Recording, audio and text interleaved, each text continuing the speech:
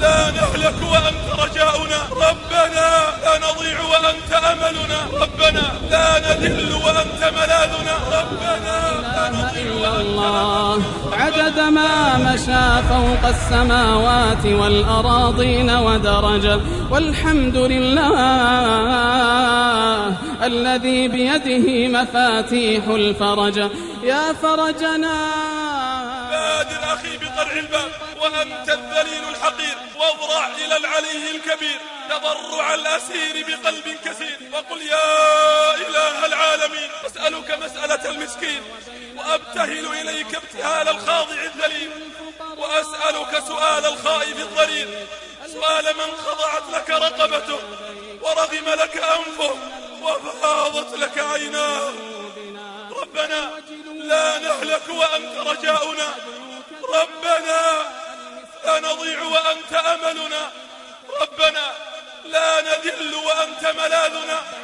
يا ذا النعم التي لا تحصى، ويا ذا المعروف الذي لا ينقضي. وحدثني أحد الثقات مؤذن لأحد المساجد في الرياض عن جار لهم أنه أصيب بشلل نصفي وقد انشل لسانه تماما فتعطل عن الكلام والحديث.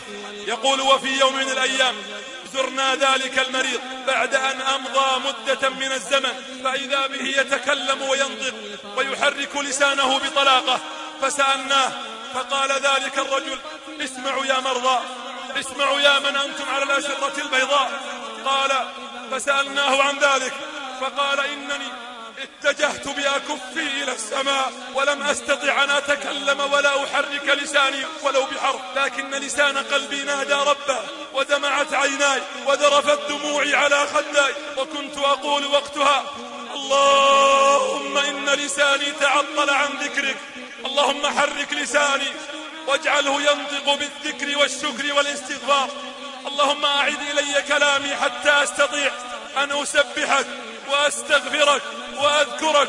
فقال ما هي إلا أيام ويأتيني الفرج من رب الأرض والسماء. ثم تكلمت ونطق لساني. يا ربنا ويا سيدنا ويا مولانا ويا غاية رغبتنا يا حبيبنا يا الله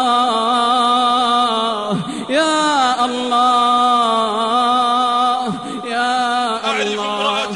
كبيرة في السن تزوجت بثلاثة رجال ولم تنجب أبدا، وطالت بها الأيام والسنين والأعوام، وبعد زواجها من الرجل الثالث تقول تفاجأ الأقارب بعد كشف أجريته في المستشفى بأنني حامل، ولكن تقول قلت للجميع بصوت عالي إن النافع والضار هو الله، وإنني يعلم الله لا أعلم علاجا إلا تلك الدعوات التي رفعت بها أكفي إلى السماء وناديت بنداء زكريا وقرعت باب السماء فقلت ربي هب لي من لدنك ذرية طيبة إنك سميع الدعاء، ربي لا تذرني فردا وأنت خير الوارثين. تقول وتذكرت أن الإجابة جاءته بقول الله جل وعلا فنادته الملائكة وهو قائم يصلي في المحراب أن الله يبشرك بيحيى مصدقا بكلمة من الله وسيدا وحصورا ونبيا من الصالحين.